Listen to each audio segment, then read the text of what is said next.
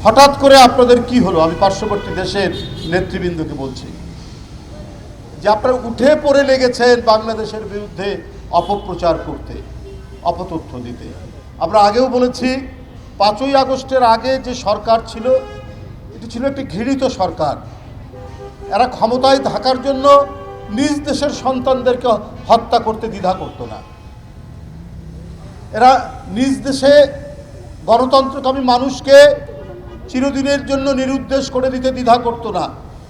এরা cross fire দিয়ে নদীর ধারে, খালের ধারে মানুষ হত্যা করতো নিজ দেশে।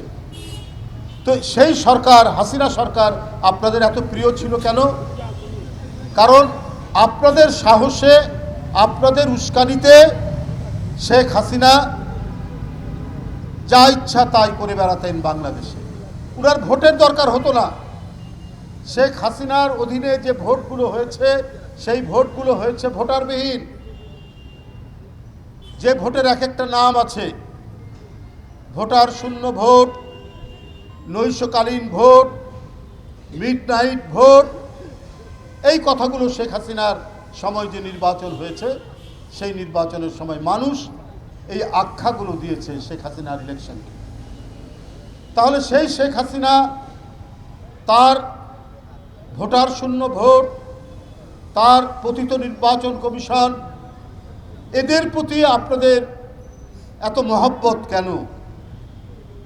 বাংলাদেশের জনগণ থেকে যে সরকার ধিক্কৃত সেই সরকারকে আপনারা সমর্থন দেন এবং যেদিন শেখ হাসিনার পতন হয়েছে সেই দিন থেকে ক্রমাগতভাবে রিপাবলিক বাংলা, ক্যালকাটা নিউজ, একের পর এক এই সমস্ত সামাজিক গণমাধ্যম একবারে ডাহা মিথ্যা কথা তিনি বলে বেড়াচ্ছেন। আমরা ভারতের কোনো আভ্যন্তরীণ বিষয়ে কোনো কথা বলি, ওখানে কংগ্রেস, বিজেপি কে ক্ষমতায় আসছেন, যাচ্ছেন, এটা তো ভারতের জনগণের ব্যাপার। ভারতের জনগণের যদি অধিকার থাকে তাদের কেন্দ্রে এবং প্রদেশে কারা ক্ষমতায় যাবেন সেই অধিকার যদি তারা থাকে, আর বাংলাদেশের মানুষের, বাংলাদেশের নাগরিকের ওই অধিকার থাকবে না, অধিকার থাকবে ভারতের এই অপপ্রচারকারীদের। আমাদের বক্তব্য হচ্ছে সেইটাই।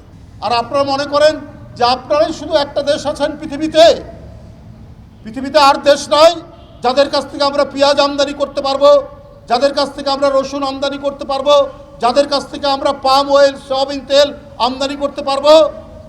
সেই সব দেশ নেই? সেই সব দেশ তো আছে। আপনারা মনে করেছেন ওগুলো বন্ধ করে দিলে বাংলাদেশের মানুষের অবস্থা কাহিল হবে।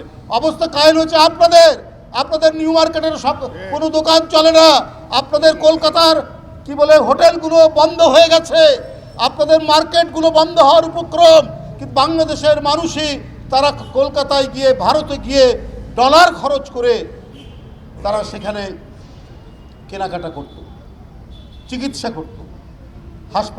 হাসপাতাল আর চলবে না।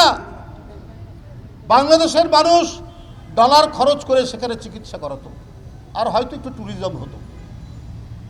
আপনারা বন্ধ করে দিয়ে মনে করেছেন বাংলাদেশের মানুষ বোধহয় এতে অস্থির হয়ে যাবে। বাংলাদেশের মানুষ আনন্দিত।